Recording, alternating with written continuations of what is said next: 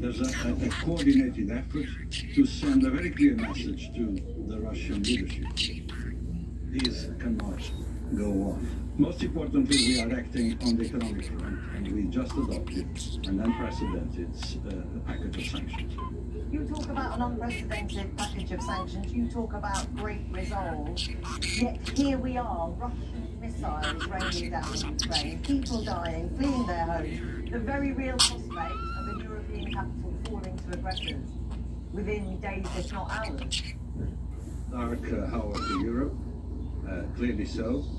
But let me be very clear, this is the sole responsibility of the Russian leadership. Yes, but as you say, you have to act. You say this is a show of strength, and yet look at what is happening on the ground. It is a show and a very clear message that we are determined to exercise pressure, unprecedented pressure, on the Russian regime. We adopted a package of sanctions which is, again, unprecedented. I've never seen this in my already long life as a European diplomat. We are attacking 5 sectors, key sectors.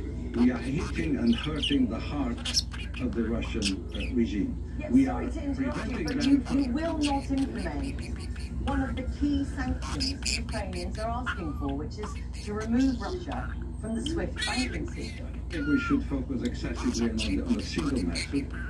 If you look at what we've done on the financial side of this package, which is a very important element of it, we are basically attacking and impacting upon 70% of the Russian banking system. We are actually preventing them from accessing to financial means to support the war effort. Sorry to interrupt you, but you say let's not focus on this one measure.